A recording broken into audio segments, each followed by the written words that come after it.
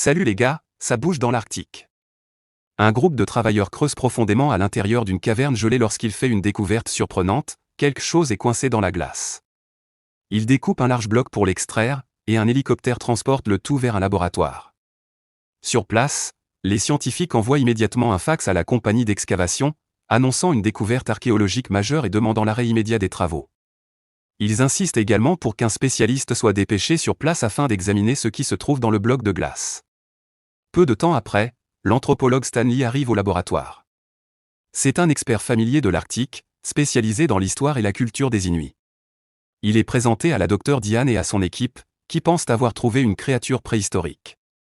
L'équipe rappelle qu'en 1898, les Russes avaient découvert un mammouth avec des cellules encore viables, ce qui nourrit de grands espoirs pour leur propre découverte. Avec beaucoup de précautions, ils utilisent un laser pour découper le bloc de glace, couche après couche, afin de préserver l'intégrité de la créature piégée à l'intérieur. Mais à leur grande surprise, ce qu'ils découvrent dépasse toutes leurs attentes. Ce n'est pas un animal, c'est un néandertalien. Stanley examine attentivement son apparence et conclut qu'il s'agit d'un chasseur ayant vécu il y a environ 20 000 à 40 000 ans. Enthousiasmé, il souhaite l'étudier de plus près. Mais Diane explique que leur objectif est de découper l'homme des cavernes en morceaux pour les envoyer dans les meilleurs centres de recherche du monde. Les scientifiques commencent par décongeler lentement le néandertalien, retirant ses vêtements et ses outils avant de prélever des échantillons de tissu. Ils connectent également des électrodes à son cerveau pour le surveiller, et effectuent un pontage pour stimuler son système circulatoire. À leur grande surprise, les tests révèlent que ses cellules et organes sont en parfait état.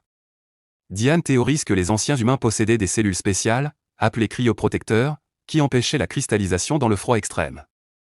Alors que les tests se poursuivent, l'équipe remarque une légère activité cérébrale. Choqués, ils décident de tenter une réanimation. Ils intubent l'homme des cavernes et utilisent un défibrillateur jusqu'à détecter un battement de cœur régulier. Stabilisé, l'homme commence à se réveiller. Désorienté par les bruits, les lumières et les visages masqués, il panique. Stanley enlève son masque, et l'homme des cavernes, apaisé par un visage humain, se calme, permettant aux scientifiques de l'endormir à l'aide d'une injection. L'équipe se réunit pour discuter de l'avenir du néandertalien. Enthousiasmés, certains espèrent déjà un prix Nobel. Diane propose de développer un cryoproteur inspiré des découvertes pour congeler des patients atteints de maladies incurables, les réveillant une fois les remèdes trouvés. D'autres évoquent même l'immortalité. Mais Stanley s'y oppose fermement, soulignant les risques éthiques et la surpopulation mondiale. Ces préoccupations sont ignorées, et les scientifiques décident de garder le projet secret pour éviter une médiatisation incontrôlée. Stanley insiste toutefois sur l'importance d'étudier l'homme dans un environnement recréant son habitat naturel. Après des négociations, il obtient 2 semaines pour mener ses recherches. Un vivarium spécial est aménagé, reproduisant les conditions préhistoriques. Lorsque l'homme des cavernes se réveille dans ce nouvel environnement, il commence instinctivement à suivre sa routine, il boit l'eau d'un ruisseau, chasse des oiseaux pour voler leurs œufs, allume un feu avec des pierres et fabrique une lance pour chasser. Un matin, il affronte un sanglier sauvage, qu'il parvient à piéger entre des rochers avant de le tuer. Mais sa curiosité le mène à une découverte inattendue, en pêchant, il tombe sur un tuyau métallique. Intrigué, il le suit jusqu'à une porte en métal qu'il parvient à ouvrir. Cela déclenche l'alarme chez les scientifiques, qui s'empressent de verrouiller une seconde porte. Furieux, le néandertalien grimpe une cascade et tente de détruire une machine, pensant peut-être qu'elle est à l'origine de son isolement. Un scientifique intervient finalement, lui tirant une fléchette tranquillisant. Il le transporte sur une civière pour l'emmener dans une salle d'opération, où il prévoit de prélever davantage d'échantillons. Stanley, outré, leur rappelle que les 2 semaines convenues ne sont pas encore écoulées, mais ses protestations sont ignorées. Diane conseille à Stanley d'accepter les choses telles qu'elles sont, mais il n'est pas convaincu. Le soir, il lui montre une vidéo montrant des tribus indigènes capables de marcher sur des flammes en dansant. Diane explique cela par un blocage nerveux empêchant la douleur, mais Stanley souligne que cela n'explique pas l'absence de brûlures sur leur peau. Il avance la vidéo jusqu'à une scène où un homme plante des aiguilles dans le visage de son compagnon sans qu'il y ait la moindre goutte de sang. Intrigué, Stanley suggère que ces individus produisent une substance chimique protectrice, et théorise que le Néandertal pourrait posséder une capacité similaire. Convaincu par ces arguments, Diane accepte qu'il approfondisse ses recherches. Une fois Charlie, le Néandertal, remis dans le vivarium, Stanley entre à son tour, sans arme ni objet, pour éviter de l'effrayer. Méfiant, Charlie grogne, crie et se met à courir, cherchant des endroits où se cacher. Malgré sa peur, Stanley avance lentement jusqu'à se retrouver face à face avec lui. Après quelques hésitations, Charlie bondit sur Stanley, prêt à le frapper avec une pierre.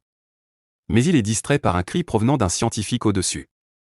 Stanley reste immobile, ne se défendant pas. Charlie, intrigué, laisse tomber la pierre et s'approche. Il examine Stanley de plus près, intrigué par son apparence différente. Il met ses doigts dans la bouche de Stanley, tire sur ses vêtements et palpe ses membres pour vérifier qu'il est entier. Stanley crie de douleur, ce qui fait reculer Charlie. Après un moment de calme, le Néandertal se présente sous le nom d'Arrow. Stanley, trouvant le nom difficile à prononcer, décide de l'appeler Charlie. Il lui apprend ensuite à dire son propre nom et réussit même à faire rire Charlie. En remarquant des cicatrices sur la poitrine de Charlie, Stanley lui demande ce que c'est. Charlie les désigne et dit bêta, en pointant vers le haut. La forme des cicatrices et sa gestuelle font penser à Stanley que cela pourrait signifier oiseau. Charlie s'empare ensuite du collier en croix de Stanley. Après l'avoir observé et mordu, il commence à répéter des mots et à faire des gestes, mais Stanley ne parvient pas à comprendre ce qu'il essaie de dire. Le lendemain, la linguiste Mabel arrive au laboratoire. Stanley lui montre les enregistrements de sa conversation avec Charlie, mais elle explique qu'il faudra plus de données pour décrypter son langage. Stanley commence alors à passer plus de temps avec Charlie, apprenant des mots simples dans sa langue, comme pierre, grenouille et os. En retour, il enseigne des mots faciles en anglais à Charlie. Leur complicité grandit, et Charlie partage même sa nourriture avec Stanley. Pendant ce temps, Mabel observe leurs interactions via les caméras et est impressionnée par l'étendue du vocabulaire de Charlie. Une nuit, alors qu'ils sont assis près du feu, leur connexion atteint un nouveau niveau. Stanley commence à chanter une chanson, et Charlie, fasciné, l'encourage en jouant avec les os de son repas. Il émet des sons joyeux, essayant de chanter avec lui. Mais peu après, les scientifiques endorment Charlie pour prélever des échantillons et mener une nouvelle expérience. Ils le placent dans une chambre extrêmement froide, espérant activer ses cryoprotecteurs pour faciliter leur extraction. Stanley proteste vivement, affirmant que ces expériences tuent Charlie et qu'il ne mérite pas un tel traitement. Lorsque le rythme cardiaque de Charlie ralentit dangereusement, les scientifiques sont contraints de le sortir de la chambre. De retour dans le vivarium, Charlie exprime sa colère, criant et montrant ses nouvelles cicatrices à Stanley. Enragé, il simule une attaque en frappant le sol avec sa lance avant de pointer son propre cœur. Il demande silencieusement à Stanley de l'aider à mettre fin à ses souffrances, mais ce dernier refuse. Bouleversé, Stanley demande conseil à Diane, convaincu que la présence d'une femme pourrait apaiser Charlie. Quand Diane entre dans le vivarium, Charlie, intrigué, court vers elle. Après quelques reniflements, il partage sa nourriture avec elle. Diane, bien que dégoûtée par ce repas composé d'insectes, accepte de manger pour ne pas l'offenser. Charlie devient curieux et commence à toucher Diane de manière intrusive. Stanley intervient pour le stopper, provoquant un échange tendu entre eux. Plus tard, Charlie utilise de la poudre de roche pour dessiner un oiseau, symbolisant les cicatrices sur sa poitrine. Diane et Stanley réalisent que Charlie cherche sa famille. Ce moment est interrompu lorsqu'un hélicoptère survole l'installation. Charlie, croyant que l'hélicoptère est une divinité, le bêta, un oiseau légendaire de sa culture, panique et tente de l'atteindre.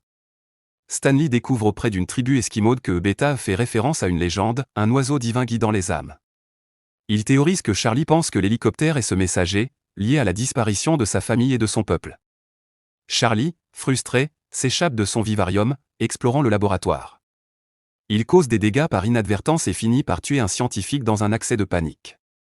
Capturé, Charlie est déclaré trop dangereux, et les scientifiques décident de le transférer dans une autre installation. Refusant de l'abandonner, Stanley planifie une évasion. Il équipe Charlie de fourrure pour le protéger du froid et l'emmène dehors. Cependant, les plaques de glace se fracturent, ouvrant une crevasse qui sépare les deux hommes.